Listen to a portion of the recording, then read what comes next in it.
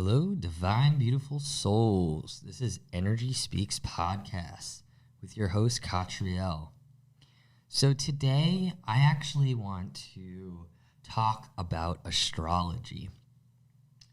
And this may be one episode, or it may be different parts of an episode. So we're going to go as far into the material as we can. And we'll make that decision later. So one thing I want to do like a little preview type of thing. Astrology is not necessarily what, what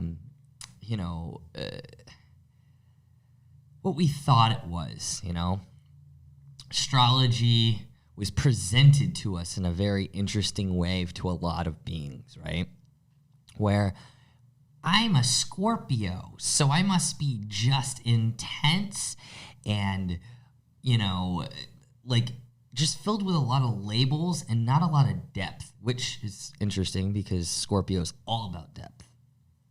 But one thing that was failed to mention within, these little things we read in magazines about, how the day's going to go based off our astrology sign, it doesn't really give that depth. It only puts these labels and doesn't approach it from an energy perspective. I feel most of the time it's very superficial. And so again, if you feel in resonance with it, there's no hate. But what I want to do is bring a different perspective, a deeper perspective, given to you by someone born under the sun of Scorpio. So let's start with the zodiac signs. Okay, so we start off. Let's go with our houses, because the houses are a really good way to present, one, the structure of the houses, and two, the zodiac energies. So with Aries, it's known as the first house, okay? And it is the baby of the zodiac energies. And it deals a lot with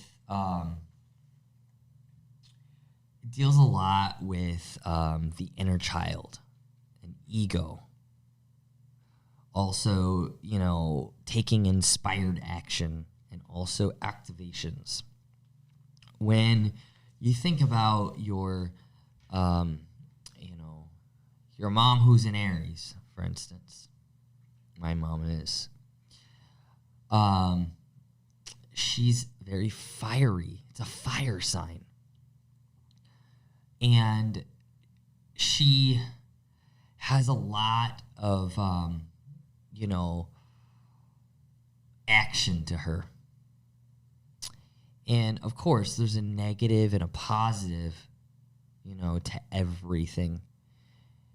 So it's going to show some shadow sides, and it's going to show some light sides. That being said, Aries, likes the shiny. There's different steps of the Aries. I should look. The sign, like the animal associated with it is a ram, but it can also be a sheep too. That's the baby aspect. And so the baby sheep needs to be a bit more nurtured. And we have this within all of us. You ever heard of what is called an ascendant sign or a rising sign? We go deep within this particular energy, like within this within this sign. Like there imagine astrology like a kaleidoscope. So you're not going to just have one energy.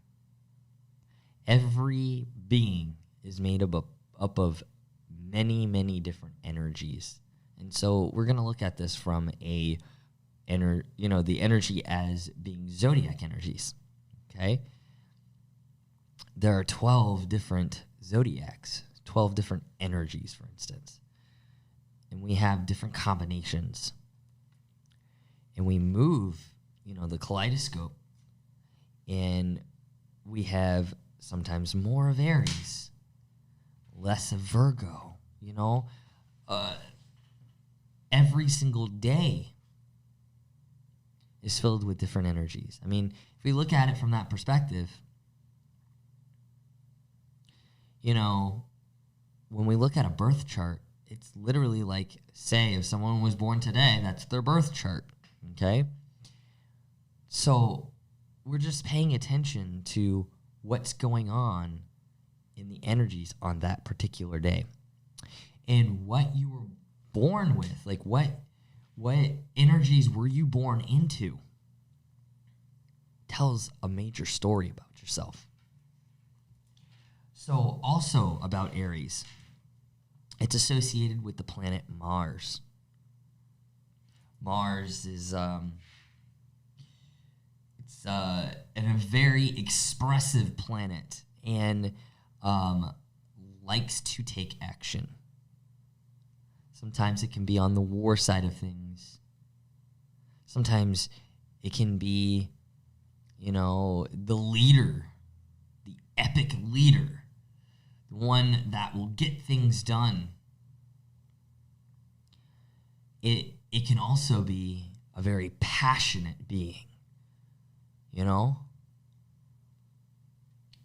And so that's all comprised in regards to the first house, the Aries energy. We're not even talking about putting the little link in between the sun or the moon or any of that. Then we go to the second house, which is associated with Taurus. So the house of Taurus, right? Taurus is the bull. It's strong. It's steady. It's steadfast.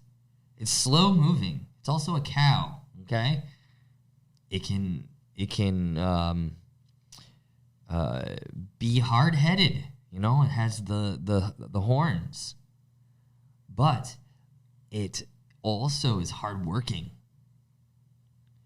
and will cultivate. So when we look at it from the perspective of, the Taurus working hard in the garden,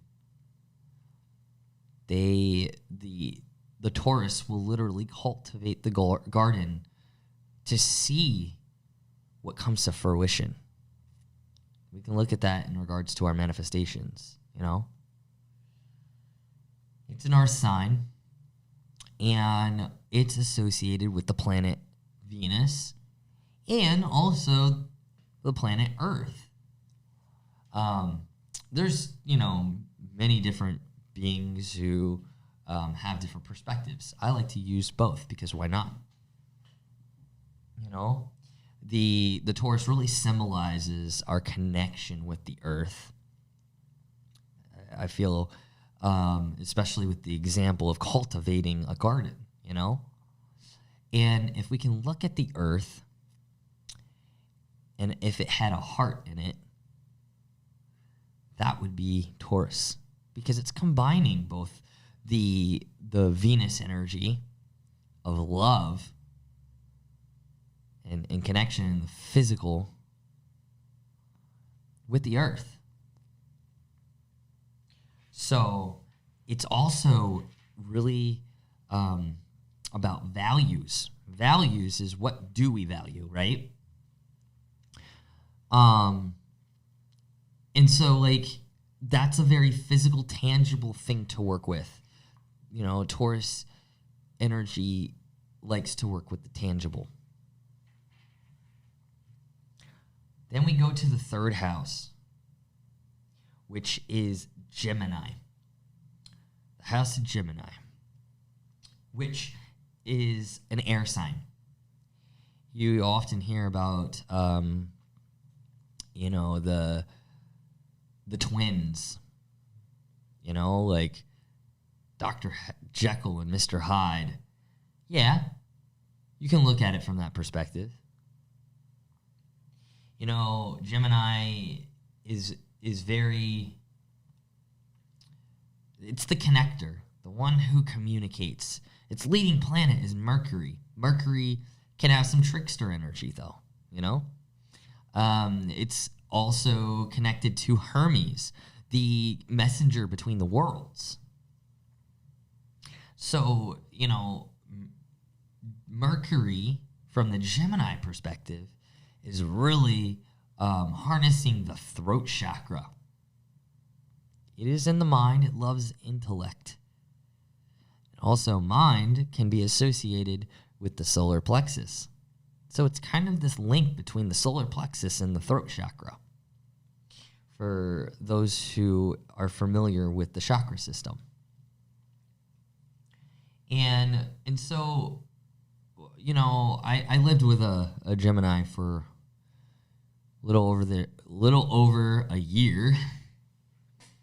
And one thing I learned is they're very, the Gemini energy is very sensitive in regards to thoughts, and it sees, the energy sees from all different perspectives.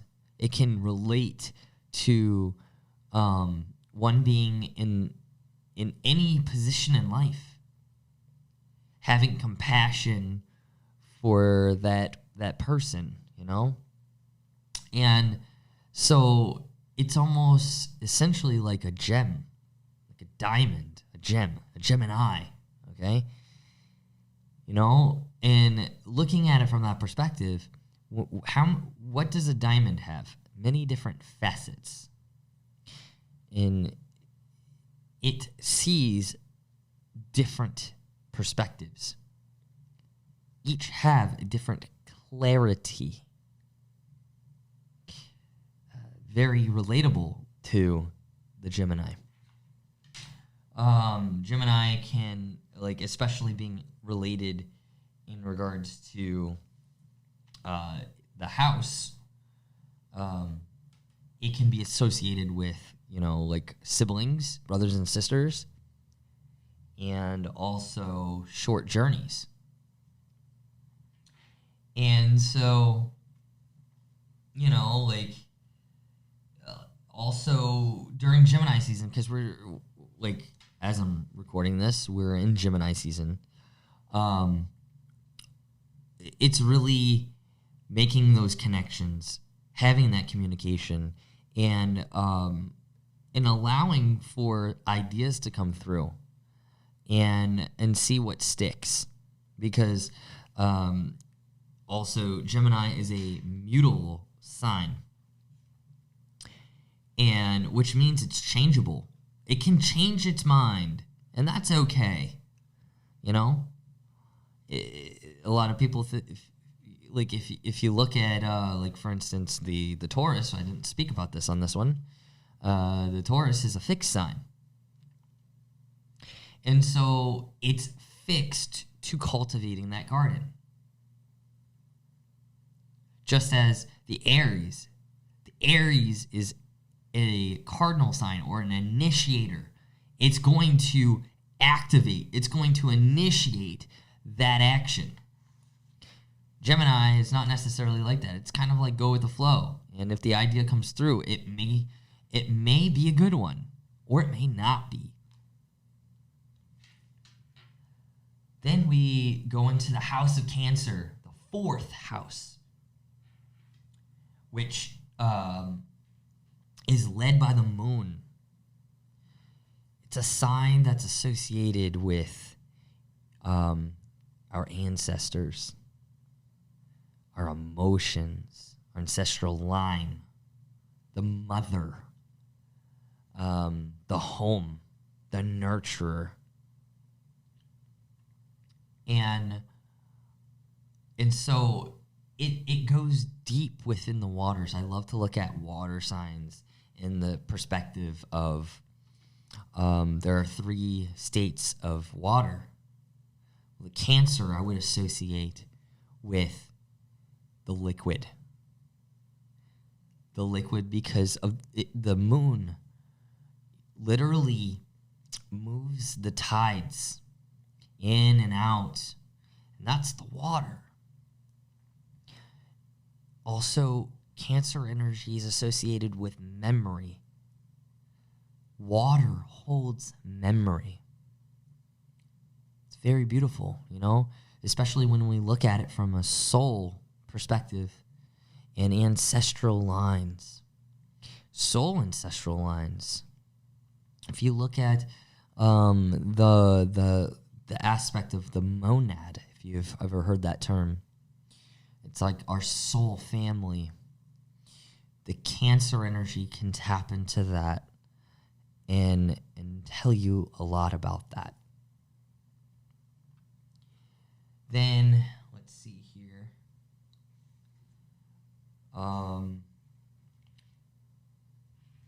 It's also dealing with, very creative energies as well. It's a very intuitive sign, very psychic.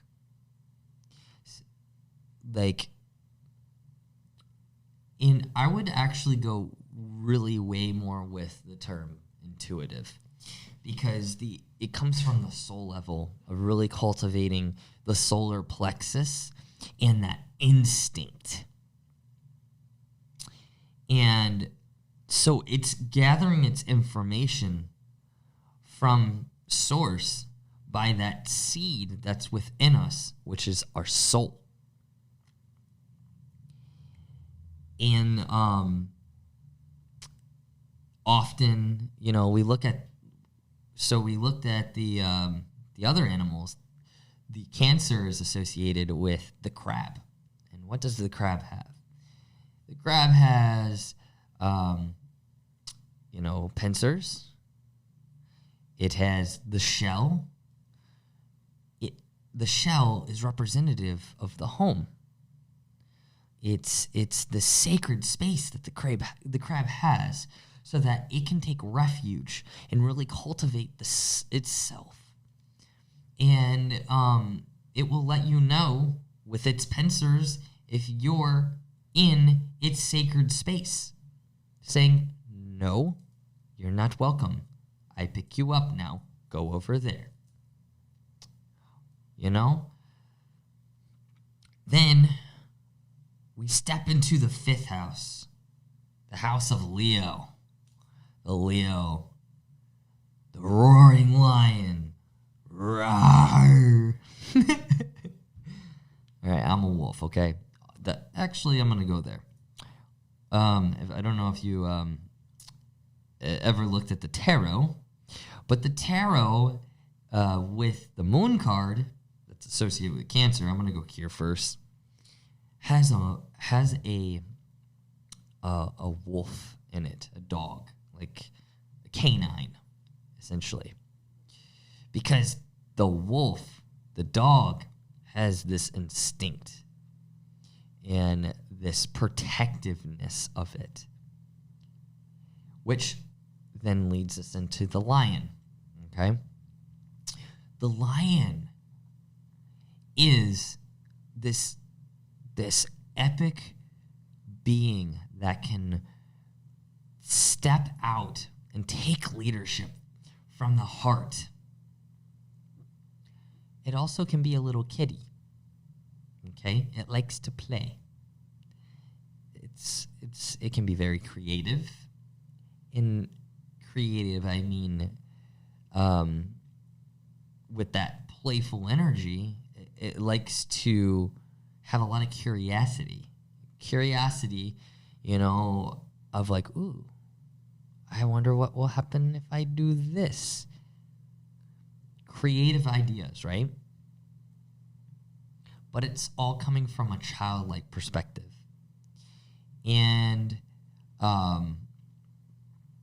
so the leader can go in different ways, right?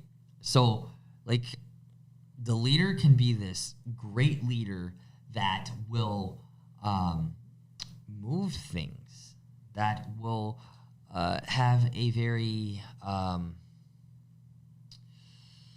charismatic nature to them.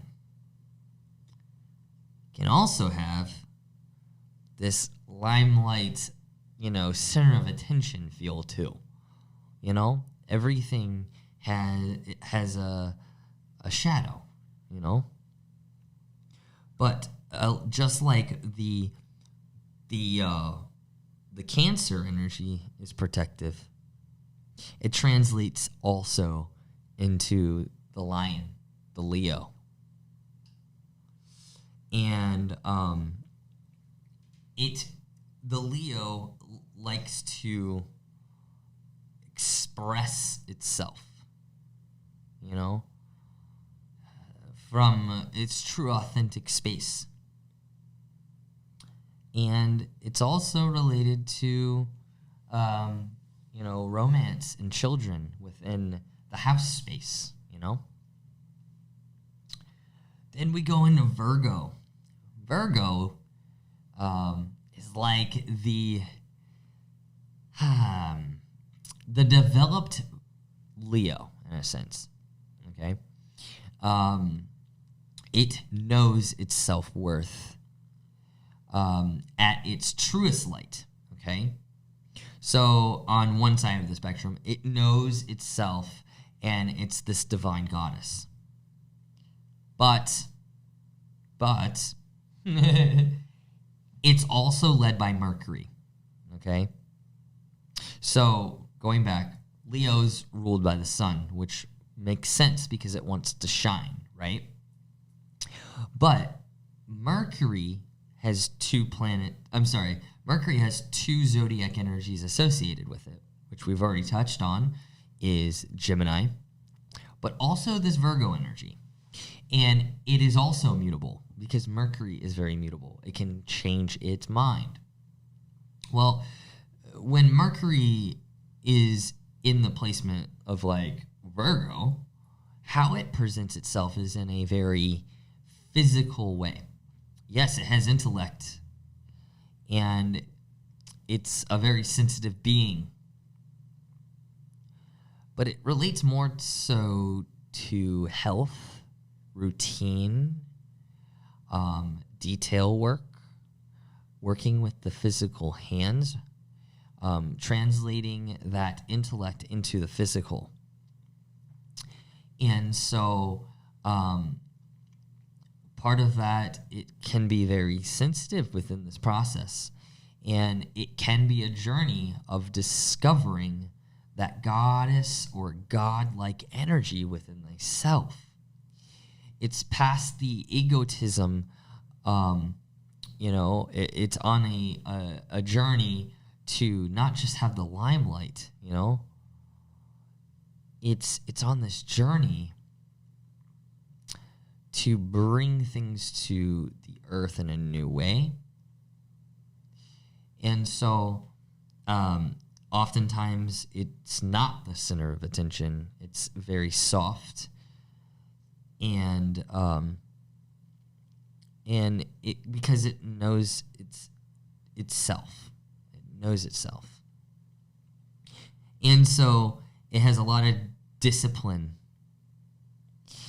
And Virgo energy has a lot of healing to it because it's also associated with the asteroid Chiron. And Chiron is the wounded healer.